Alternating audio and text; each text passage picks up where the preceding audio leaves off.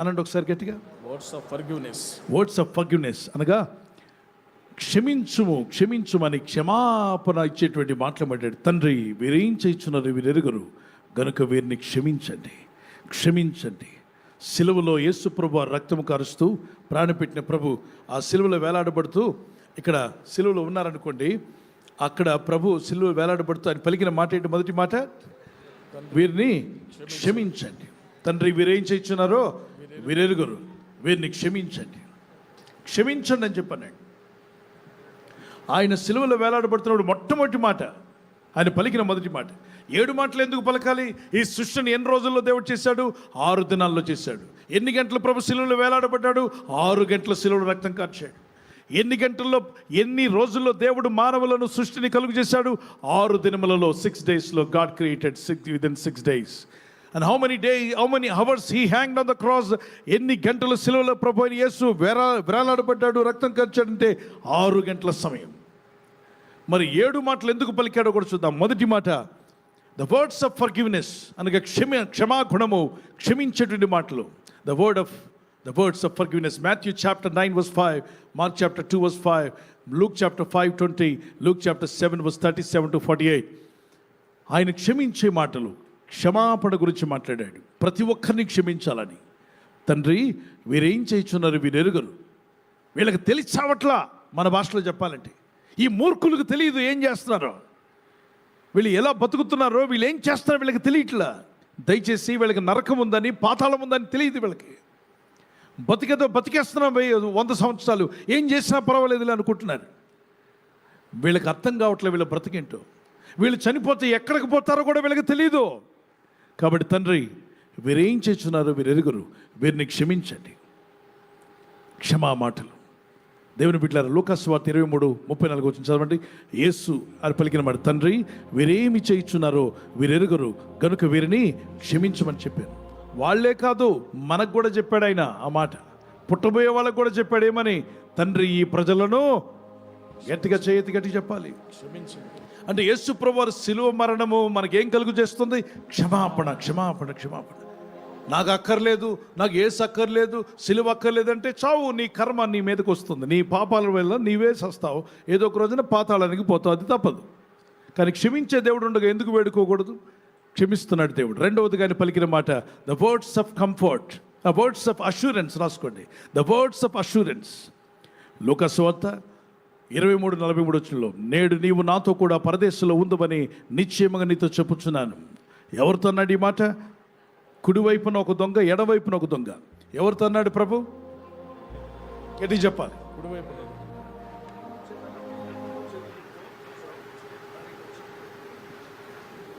ఉదాహరణకి నువ్వు కూడా దొంగలాగా యాక్ట్ చేయనా? 2 చేతులు పెట్టు.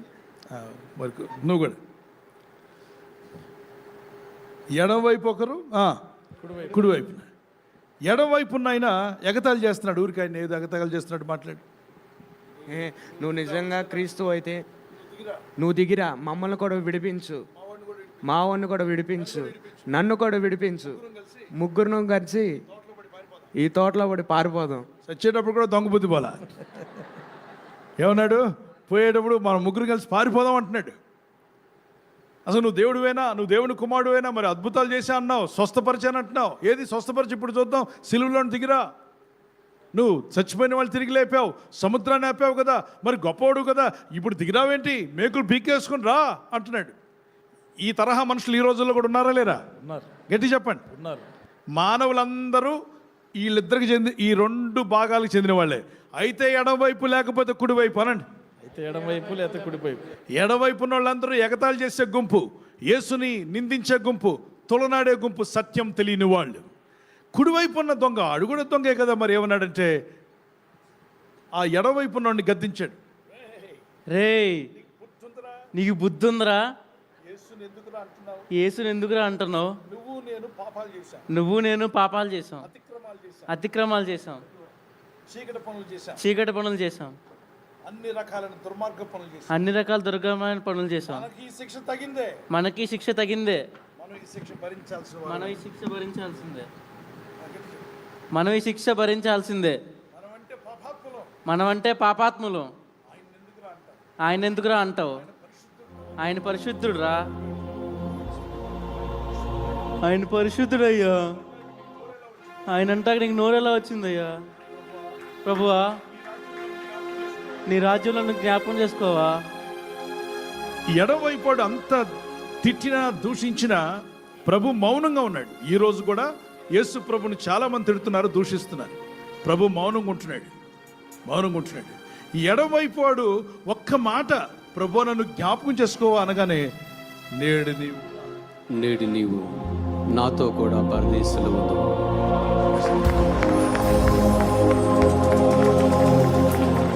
ఇప్పుడు మనందరికి ఒక ప్రశ్న, యేసు ప్రభుని అంత తిడుతుంటే ప్రభు పైనుండి అని ఒకడు ఏంటి ప్రభు మౌనంగా ఉంటావు ఏంటి అనిపిస్తుంది మనకి. ఆ రోజే వేయలేదుగా. వాడు ఎంత తిట్టినా ప్రభుని ఎంత తూలనాడినా ఏమనలా, మాటలు రానిలాగే ఉన్నాడు, మౌనంగా ఉన్నాడు. వీడు అనుకున్నాడు ప్రభు మాటలు రావట్లేదు, పాపం గుండె ఆగిపోయి ఉంటుంది అనుకున్నాడు. ప్రభు మాట అయిపోయింది. ఏంటి పలకవేంటి ప్రభువా? నేను ఎంత తిడుతున్నాను, నీకు వినపడతలేదా? చెప్పండి, వినపట్లేదా? వినపడే మౌనంగా ఉన్నాడు. వీడు తిట్టిన తర్వాతే కదా వాడు ప్రార్థించాడు. వాని ప్రార్థనకు జవాబు ఇచ్చి వానితో మాట్లాడిన ప్రభు తిట్టినోడితో ఎందుకు మాట్లాడట్లా? ఏమంటున్నాడంటే, రై నువ్వు పోయే టైం వచ్చింది, గేట్ దగ్గర నువ్వు నా దగ్గరికే రావాలిరా. గేట్ దగ్గర ఉండేవాడు నేనే, నన్నే కలుసుకోవాలి నువ్వు. అప్పుడు అక్కడ చూసుకుందాం, గేట్ దగ్గర అనండి గట్టిగా. ఎక్కడ చూసుకుందాం? చేయొద్దని గేట్ దగ్గర చూసుకుందాం. వినపడలే, ఇంకోసారి గట్టిగా చెప్పాలి. గేట్ దగ్గర చూసుకుందాం. ఎక్కడ చూసుకుందాం? గేట్ దగ్గర పోతావు కదా, అప్పుడు నీ ఆత్మ అక్కడికి వస్తుంది. ఆత్మలోకములు ప్రభు, ఆత్మలోకానికి రక్షకుడు, రాజు ప్రభులు ప్రభు. అందుకే నేడు యేసును దూషిస్తున్నా, యేసును తులనాడుతున్నా, వ్యతిరేకంగా మాట్లాడుతున్నా ప్రభు ఆ రోజు మౌనంగా ఉన్నాడు సిలువలో, ఈ రోజు కూడా మౌనంగా ఉన్నాడు. ఎందుకంటే ఈ మూర్ఖులకు తెలియదు, బుద్ధిహీనులకు తెలియదు ఏం జరుగుతుందో. వాడు జీవించేది 100 ఏళ్ళలో పోతాడు, తర్వాత వారి ఆత్మ నరకానికి వెళ్తుందని ఆయనకి తెలుసు కాబట్టి సైలెంట్ కొరుకున్నాడు. కానీ ఎడమవైపు వాడు ఒక్కసారి మొరపెట్టాడు, ప్రభువా నన్ను జ్ఞాపకం చేసుకోవా, నన్ను క్షమించయ్యా, నన్ను జ్ఞాపకం చేసుకోయ్యా అన్నాడో లేదో వెంటనే ప్రభు మాట్లాడుతున్నాడు. తిట్టినోడితో ఏం మాట్లాడలా, తులనాడినోడితో ఏం మాట్లాడలా, మౌనంగా ఉన్నాడు. ప్రార్థించిన వాడికి వెంటనే సమాధానం ఇస్తున్నాడు. నేడు నీవు నాతో కూడా పరదేశంలో ఉండు.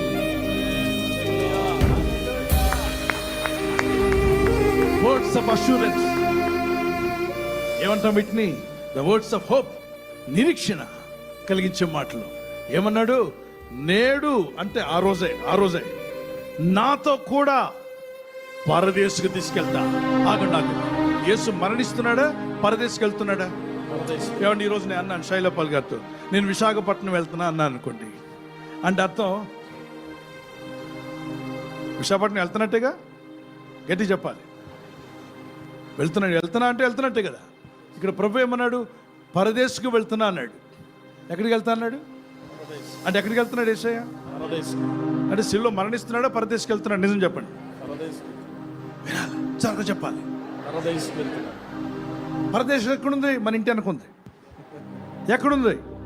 అప్పుడు భూమి కింద ఉండేది. ఎందుకంటే రక్త ప్రోక్షణ జరగలేదు కాబట్టి, పరిశుద్ధ పరలోక రాజ్యం చేరడానికి ప్రవేశం లేదు కనుక భూమి కిందే ఒక స్థలం. ఆ భూమి కిందే మరొక పాతాళం, అగ్నిగుండం. పాపాత్ములందరూ అక్కడ కాలుతూ ఉంటే, భక్తులుగా బతికిన పాత నిబంధన భక్తులు 2000 సంవత్సరాల కింద ముందు బతికిన భక్తులందరూ కూడా చనిపోయిన వారి ఆత్మలు పాతాళంలో, పరదేశంలో పక్కనున్నారు. పరదేశికి పాతాళానికి మధ్యలో అగాధం ఉండేది. మంచిగా బతికిన వాళ్ళు ఆ పరదేశంలో ఉండి విశ్రాంతి పొందుతూ ఉండేవాళ్ళు. ఇష్టానుసారంగా బతికిన వాళ్ళు అయ్యో అయ్యో అని కాలుతూ ఏడుస్తూ, వాళ్ళ పాపాలు వాళ్ళు నశించిపోతూ వాళ్ళ ఆత్మలు కాలుతూ ఉన్నాయి. సో విశ్రాంతిలో ఉన్న ఆత్మలు, కాలుతున్న ఆత్మలు. యేసు ప్రభువు శిలువలో మరణించి ఎక్కడికి వెళ్తున్నాడట? పరదేశకు వెళ్తున్నాడట. అంటే ఆ ప్రార్థించిన వాడి యొక్క ప్రార్థన, నువ్వు పాపివిరా, నువ్వు దొంగవరా అనలా. ప్రార్థించిన ప్రతి ఒక్కరిని, వీడిని కూడా రక్షించాలని అనుకున్నాడు ప్రభు. కానీ మనుషుల్లో కొంతమంది మూర్ఖత వల్ల దూషిస్తూ తులనడుతూ ఉండిపోయారు. మానవులందరూ 2 విధాలుగా ఉన్నారు. ఒకళ్ళు ప్రభుని నిందించేవాళ్ళు, దూషించేవాళ్ళు. ఎందుకు శిలువ, ఎందుకు రక్తం, ఎందుకు ప్రాణం, ఎందుకు ఆయన చావడం అంటారు. ఎందుకంటే ఆత్మ ప్రత్యక్షత లేనివారు, ఆత్మజ్ఞానం లేనివారు.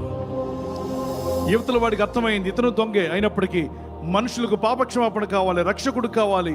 మన ఆత్మ మోక్షానికి చేరాలంటే మనం చేరలేం, మన క్రియల వల్ల వెళ్ళలేం. కనుక నీతిమంతుడి యొక్క పరిశుద్ధత మనకు కావాలని వేడుకున్నాడు, పొందుకున్నాడు. Words of hope, words of assurance. మూడవది రాసుకున్నాడు యేసు ప్రభువారు పలికిన మాటలు. Third word Jesus spoke on the cross. యేసు ప్రభువారు శిలువలో పలికిన మూడవ మాట symbolises the word of comfort. The words of comfort అని చెప్పచ్చు. ఆదరణకరమైన మాటలు, ఆదరణకరమైన మాటలు అన్నాడు యేసయ్య. యోహాను సువార్త 19:26 వచనంలో, అమ్మ ఇదిగో నీ కుమారుడు, అమ్మ ఇదిగో నీ కుమారుడు అని చెప్పి తన శిష్యుని వైపు చూసి యోహాను వైపు, ఇదిగో నీ తల్లి అని చెప్పాడు. అంటే దాని అర్థం ఏంటి?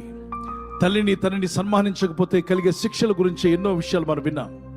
యేసు ప్రభువారు అంత శిలువ మరణంలో కూడా, అంత యాగని, అంత బాధలో కూడా ఆయన తన రెస్పాన్సిబిలిటీ మర్చిపోకుండా తల్లిని చూసుకునే బాధ్యత. ఈరోజు ఎందరో మిమ్మల్ని చూసుకోవట్లేదని బాధతో ఉన్నవారు ఎంతోమంది ఉన్నారు. కానీ ప్రభు నిన్ను ఆదరించాలని కోరుతున్నాడు, ఆదుకోవాలని కోరుతున్నాడు. నిన్ను ఆదరించువాడు. నా మాట వినబడుతున్న వారు చేయెత్తి గట్టిగా దేవునికి స్తోత్రం చెప్పగలరా? నిన్ను ఆదరించువాడు.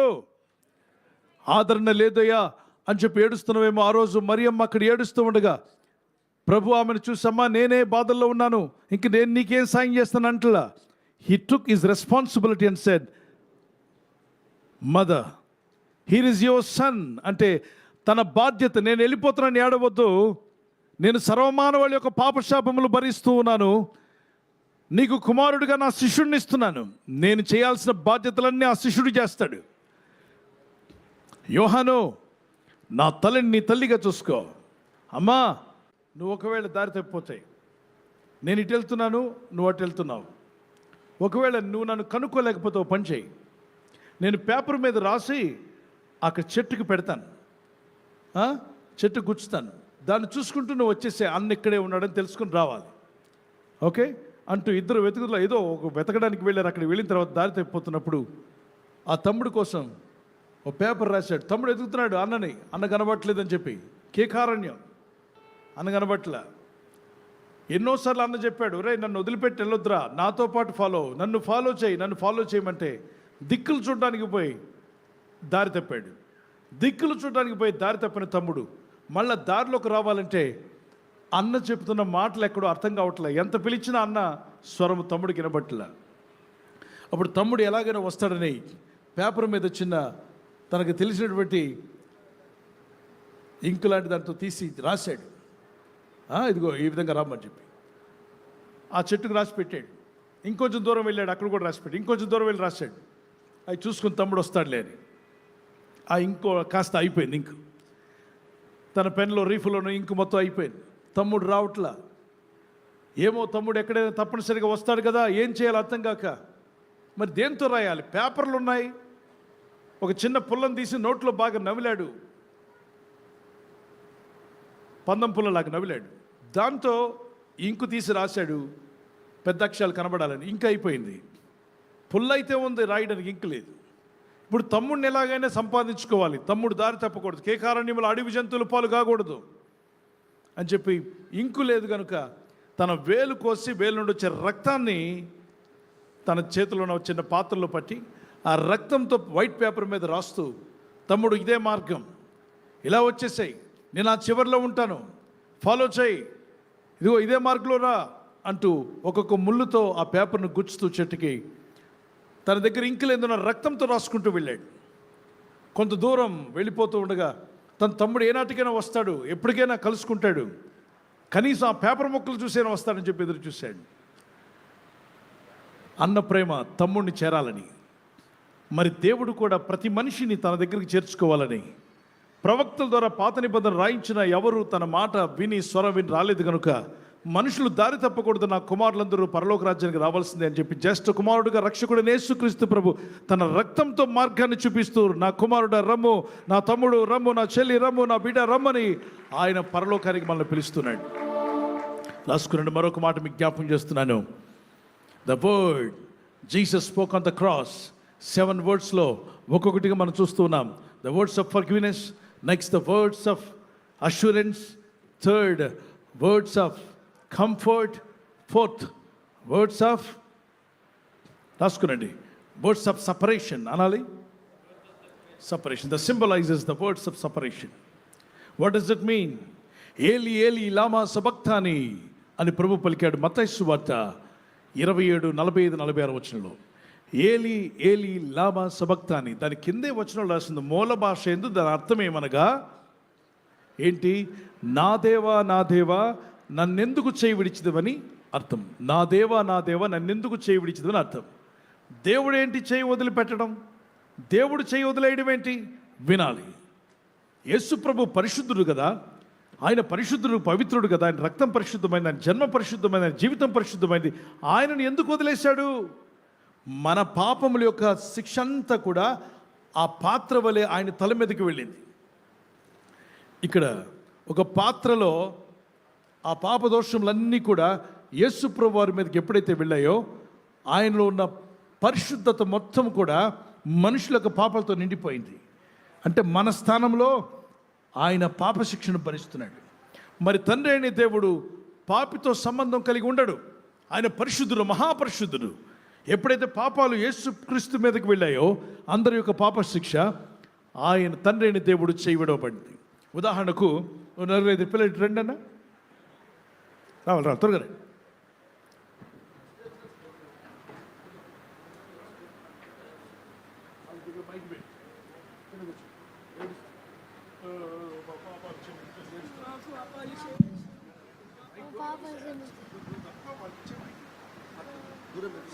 నా పాపాలని క్షమించండి యేసయ్యా. మా పాపాలని క్షమించండి యేసయ్యా. మా పాపాలని క్షమించండి యేసయ్యా. మా పాపాలని క్షమించండి యేసయ్యా. మా పాపాలను క్షమించండి యేసయ్యా. మా పాపాలను క్షమించండి. వీరిలో దోషాలు ఉన్నాయి. మా పాపాలను క్షమించండి. ఇక్కడ ఈయన పరిశుద్ధుడు. మా పాపాలను వినండి, పరిశుద్ధులైన ప్రభు ఇక్కడ ఉన్నాడు. నేను క్లియర్గా చూపించు. మరి మనుషుల యొక్క పాపాలన్నీ కూడా యేసుక్రీస్తు మీద మోపబడినప్పుడు తండ్రి అనే దేవుని చెయ్యి, అంటే యేసు ప్రభు తనకున్న చేతిని తండ్రి చేతి నుండి తన చేతిని వదిలి మన చేతులు తండ్రితో కలిపి ఆయన చెయ్యి విడవబడింది. అప్పటి వరకు యేసు తండ్రి యొక్క చెయ్యి కలిపి ఉంది, ఆయన చేతులు కలిసి ఉంది. ఆయన పరిశుద్ధుడు. అయితే మన స్థానంలో ఆయన రక్తం కార్చబట్టి, ఎప్పుడైతే ఆయన రక్తం కార్చాడో తండ్రి అయిన దేవుడు ఆయన చేయి వదిలిపెట్టి ఆయన రక్తం ద్వారా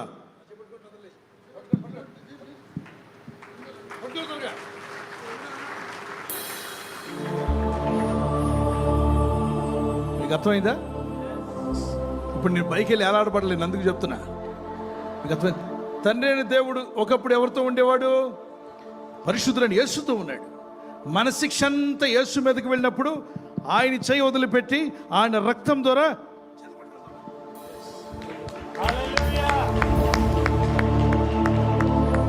ఇప్పుడు మన స్థానం ఎక్కడుంది? యేసులో. యేసు స్థానం మనకు వచ్చింది. అందుకే దేవుని బిడ్డలారా, దేవుని కుమారులారా అని పిలువబడుతున్నారంటే మనము దేవుని స్థానాన్ని, దేవుని కుమారుని స్థానాన్ని పొందగలిగాం. యేసు మనిషి కుమారుడిగా మారి ఆ దైవ కుమారత్వాన్ని మనకిచ్చాడు. మనిషి కుమారత్వాన్ని ఆయన భరించాడు. ఆయన రక్షణ మనకు అనుగ్రహించాడు. ఈరోజు నువ్వు ప్రార్థిస్తే దేవుడు వింటున్నాడు నీ ప్రార్థన. ఎలా వినగలుగుతున్నాడు నీ ప్రార్థన? నువ్వు అంత పరిశుద్ధుడమనా పరిశుద్ధురాలువనా? యేసుక్రీస్తును బట్టి గట్టిగా చెప్పాలి హల్లెలూయా. సో ఇప్పుడు మనల్ని యేసుప్రభు తండ్రి అయిన దేవుడు ఎలా చూస్తాడో తెలుసా? ఇలా రండి. ఎలా చూస్తారంటే పాపులుగా చూడడు. మనం ఎప్పుడైతే ఇలా ప్రార్థన చేస్తున్నప్పుడు, మనం ప్రార్థనలు చేస్తున్నప్పుడు యేసు తండ్రి అయిన దేవుడు ఎలా వింటాడో తెలుసా? వీళ్ళ ప్రార్థన యేసు ప్రభు ప్రార్థిస్తే ఎలా విన్నాడో ఎగ్జాక్ట్గా అలాగే వింటాడు వీళ్ళ ప్రార్థన. ఆ రహస్యం తెలిసి చావక, ప్రభువా నేను పాపిని ప్రభువా, పొయ్యిలో బూడిదను ప్రభువా, ఇంటి ముందున చీపురు కట్టిన ప్రభువా, పురుగును ప్రభువా, నన్ను క్షమించు ప్రభువా అని ఏడుస్తూ కూర్చుంటావు. నీ స్థానం మారిందే. యేసయ్య స్థానం నీకు ఇచ్చాడు. నీ స్థానంలో ఆయన బలి అయ్యాడు. కాబట్టి కుమారత్వం పొందామట. చెప్పండి, ఏం పొందుకున్నాం? అందుకే ప్రార్థించినప్పుడు ఏమని ప్రార్థన చేయాలి? దేవుని కుమారుడు నేను, దేవుని కుమార్తెను యేసు రక్తమును బట్టని పాపాలు ఒప్పుకునేటప్పుడు ఒప్పేసుకో. తర్వాత ప్రభువా తండ్రి అని ప్రార్థన చేయాలి. ప్రపంచంలో అన్ని మతాల్లో వారి దేవుడిని ఏమని పిలుస్తారంటే దేవుడా, స్వామి, లేకపోతే ఇంకేదైనా పేర్లు పెట్టి పిలుస్తారు. క్రైస్తవులు మాత్రం, క్రీస్తునందు ఉన్నవారు మాత్రం దేవుణ్ణి దేవుడా అని పిలవకుండా తండ్రి, డాడీ, ఫాదర్. చేతుల పైకి చెప్పండి, ఏమని పిలుస్తారు? Father in heaven. పరలోకమందున్న మా దేవుడా అంటారు. ఏమంటారు? పరలోకమందున్న మా తండ్రి. అబ్బా, ఎంత అధికారం ఉంది అందులో. ఈ అధికారం, ఆయన నీకు తండ్రిగా చేసింది ఎవరు తెలుసా? ఈయన త్యాగం వల్లే ఆయన మనకు తండ్రి అయ్యాడు. ఈయన త్యాగం వల్ల. ఈయనే రక్తం కార్చకపోతే మానవులు శాశ్వతంగా సపరేషన్ గురై పాతాళానికి పోయి ఉండేవాళ్ళు. అందువల్లనే యేసుక్రీస్తు ద్వారా నీకు కలిగిన ప్రయోజనాలు అంటూ తెలియనప్పుడు ఆయన సిలువ విలువ నీకు అర్థం కాదు. సిలువ విలువ అర్థమైతే నీ బ్రతుకు మారిపోయినట్టే. దేవునికి స్తోత్రం కలుగును గాక. రాసుకురండి మరొక మాట, ప్రభు ఆయన యేసు పలికిన మాట, ఇట్ ఈస్ ఫినిష్ అన్నాడు. సిలువలో 5వ మాట. 5,000 చూపించగల సమయం పోతుంది. త్వరగా వెంటనే నేర్చుకోవడానికి ప్రయత్నం చేయండి. దానికంటే ముందు నువ్వు ఆలస్యం చేయకూడదు. మీరు వినండి పిల్లలు, రాసుకునండి. దాహము అనే మాట గురించి వివరిస్తాను. ఫస్ట్ దాహం కొనుచున్నాను అన్నాడు యేసుప్రభు. ఈ మాట 5వదిగా రాసుకునండి. 4వదిగా, right, the words of forgiveness, words of assurance, words of comfort, words of separation, words of 5th anguish or agony అని రాసుకోండి. యాగనీ, వేదన ఎంత భరించాడో కదా. నేను దాహం కొనుచున్నాను అని కేక వేశాడు. దాని రిఫరెన్స్ ఇస్తాను, రాసుకోండి. John chapter 19 verse 28-29. యోహాను సువార్త 19:28-29 వచనం. దీనిలో ఏమనుందంటే, ఆయన దాహం కొనుచున్నాను అన్నాడు. అంటే అర్థం ఏంటి? యేసుప్రభు వారు 4వ అధ్యాయం యోహాను సువార్తలో యేసుప్రభు శిష్యులు వచ్చి అంటారు, ప్రభువా ఆహారం తెచ్చాం తిను అంటే, మీకు తెలియని ఆహారం నాకు మరొకటి ఉంది అంటాడు. ఏమిటా తెలియని ఆహారం అంటే, సమరీయులందరూ వచ్చి యేసుప్రభు దగ్గర పాపాలు ఒప్పుకొని ప్రార్థన చేస్తారు. అప్పుడు ప్రభు అంటాడు, నా తండ్రి చిత్తం చేయడమే నా ఆకలి, నా తండ్రి చిత్తం చేయడమే నా దాహము, నా ఆకలి అంటాడు. తండ్రి చిత్తం చేయడం. మరి ఆయన దాహం కొన్నాడు. ఎవరి కోసం అంటే, నశించిపోతున్న ఆత్మలైన మనందరి కొరకు దాహం కొన్నాడు. దాహం పిల్లరా, అక్కడ ఏం కనబడుతుందంటే, యేసుప్రభు రక్తమంతా కూడా పూర్తిగా ఆయన దేహంలో నుండి వెళ్ళిపోయిందని అర్థం. ఫిజికల్గా మీరు సైంటిస్టులు అడిగితే చెప్తారు, లేకపోతే డాక్టర్లు మీరు ప్రస్తుతించిన అడిగినా చెప్తారు. రక్తం అంతా పోతున్నప్పుడు మనిషికి ఏమనిపిస్తుంది తెలుసా? దాహం వేస్తుంది, విపరీతమైన దాహం వేస్తుంది. ఒకరోజు నా చిన్నతనంలో నేను రోడ్డు మీద వెళ్తుండగా స్త్రీలందరూ ఆ కొళాయి దగ్గర నీళ్లు పడుతూ ఉన్నారు. రోడ్డు మీదే, నడు రోడ్డు మీద, బస్సు తిరిగే రోడ్లు అవి, పక్కన కొళాయి ఉంది, నీళ్లు పట్టుకుంటున్నారు. పెద్ద శబ్దం వినిపించింది. మేము వెనక్కి తిరిగి చూసాం. ఈలోగా చాలా జనం పరిగెడుతున్నారు బస్ దగ్గరికి. బస్ డ్రైవర్ దూకి పారిపోతున్నాడు. ఆ స్త్రీలందరూ బిందెలన్నీ పక్కన పడేసి పక్కకి చెదిరైపోయి ఉన్నారు. అయ్యో అయ్యో అంటున్నారు. మాకేం కనబట్టలే. అక్కడికి శబ్దం అయితే వచ్చింది, ప్రారంభమైన పెద్ద శబ్దం. మేము కూడా పరిగెత్తాం. వెళ్ళి చూస్తే ఆ సైకిల్ మీద వెళ్తున్న ఆయనకి ఆ బస్ యాక్సిడెంట్ అవడమే కాకుండా ఆ ఫ్రంట్ టైరు 2 కాళ్ళ మీద ఎక్కేసింది.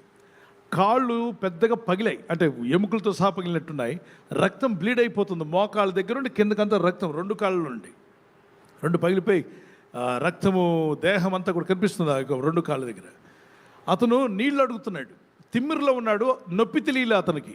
మెదడు బాగానే ఉంది, దేహం బాగానే ఉంది. కాళ్ళ దగ్గర నుండి రక్తం పంపు కొడుతున్నట్టు బ్లడ్ అంతా పోతుంది. ఆ బ్లడ్ తన దేహంలో పోతున్నప్పుడు ఆ రోజు నేను లిటరల్గా చూశాను. నీళ్ళు అడుగుతున్నాడు అతను. నీళ్ళు అడుగుతుంటే ఏ స్త్రీలు కూడా ముందుకు వచ్చి నీళ్ళు ఇవ్వలేకపోతున్నారు. ఏమైపోతాడో అని చెప్పని. ఎవరో చెప్పారు నీళ్ళు ఇవ్వండమ్మా అని. వాళ్ళు ఒక పెద్ద ఆయన చెప్పడం, వాళ్ళు నీళ్ళు ఇద్దాం అనుకునేలోగా అతను 2 చేతులతో లాక్కొని ఆ నీళ్లున్న కొళాయి దగ్గరకు వచ్చాడు. నీళ్లు పారుతూ ఉన్నాయి. బిందెలు పక్కన పడేసి వెళ్ళిపోయారు కదా. నోటిని ఆ కొళాయి దగ్గర పెట్టాడు. అక్కడే పడి చనిపోయాడు.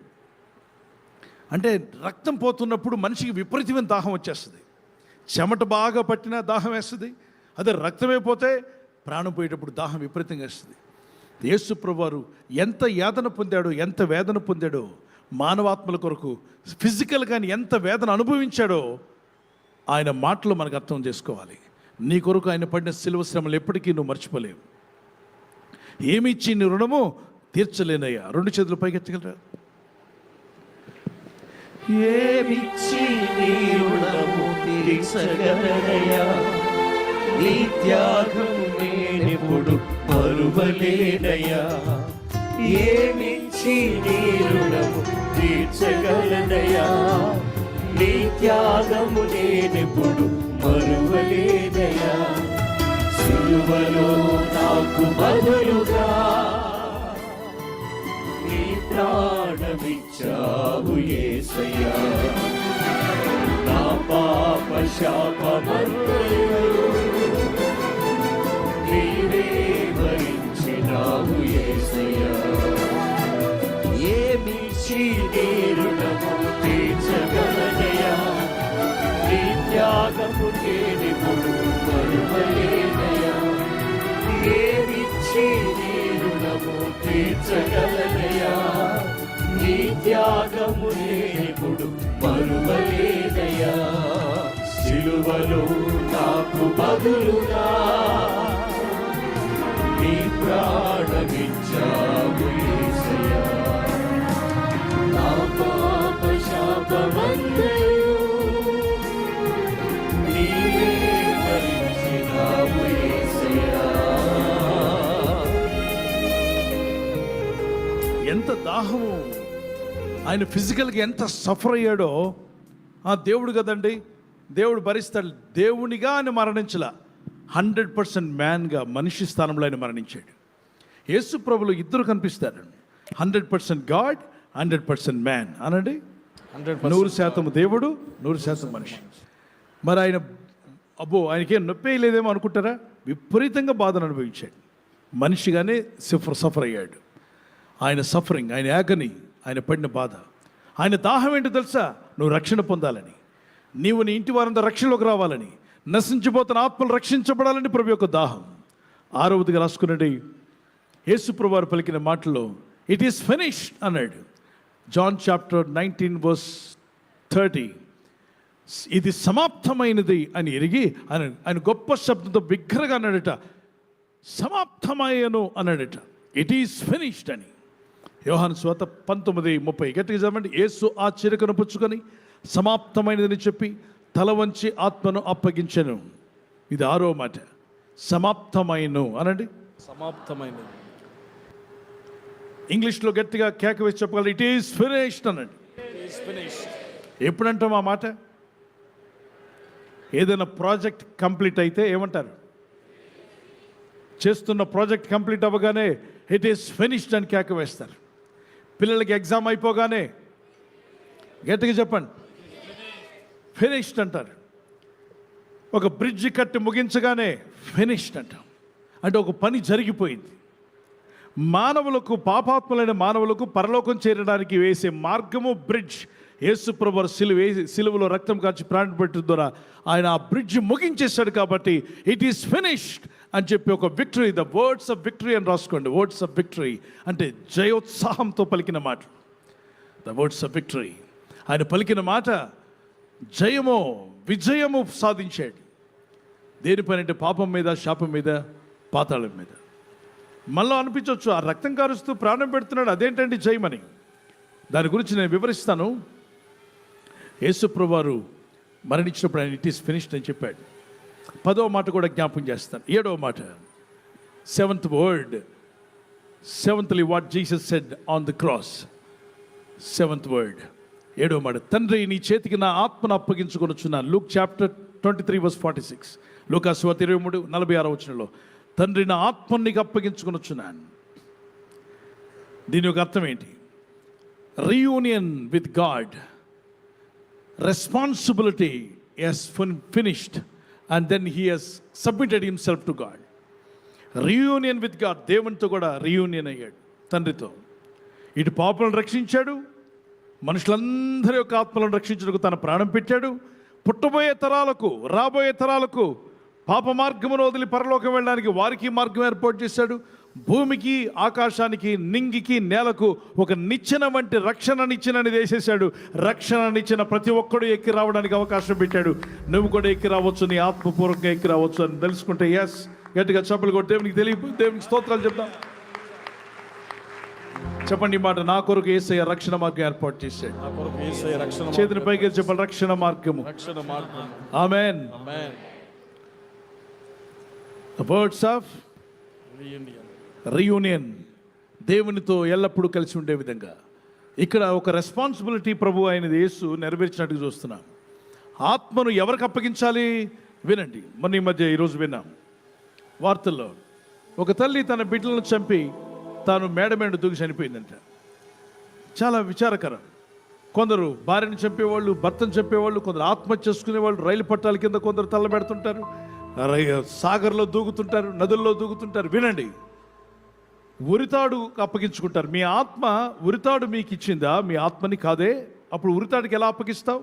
నరుని ఆత్మ ఎవరు పెట్టారు నీ లోపల? దేవుడు పెట్టాడు. చేయిపైకి చెప్పండి, నీలో పెట్టిన ఆత్మ ఎవరు పెట్టారు? దేవుడు పెట్టాడు. కాబట్టి ఆత్మ ఎవరికి అప్పగించాలి? నువ్వు తిరిగి దేవునికి అప్పగించాలి. కానీ ఉరితాడుకో, రైలు పట్టాలకో, హుసేన్ సాగర్కో, సాగర్లో, సముద్రాలకో, నదుల్లోనో, చెరువుల్లో పారేయడానికి కాదు. నీ ఆత్మనిచ్చింది చెరువు ఇవ్వలా. ఆత్మను దేవుడే ఇచ్చాడు. నిందలు వచ్చాయని, అవమానాలు వచ్చాయని, ఎవరో ఏదో అన్నారని, దూషించారని, బాధ పెట్టారని చావడానికి ప్రయత్నం చేయొద్దు. నీకు ఆత్మను పెట్టిన దేవునికే నీ ఆత్మనివ్వాలి. ప్రాణం పోసిన వాడే ప్రాణం తీయాలి తప్ప నువ్వు బలవన మరణం చేయకూడదు, నిన్ను చంపుకోకూడదు. పరిస్థితులు బాగాలేకపోయినా పర్వాలేదు, నిందలు వచ్చినా పర్వాలేదు, నలుగురు ఏమనుకున్నా పర్వాలేదు, ఎవడెటుపోయినా నీకు అనవసరం. నీలో ప్రాణం పోసిన వాడు ప్రాణం తీసేదాకా నువ్వు దేవుని కోసం నిలబడి ఉండాలి. నువ్వు ఎవరి కోసం చావాల్సిన అవసరం లేదు. మిల్ గిబ్సన్ అనేటువంటి వ్యక్తి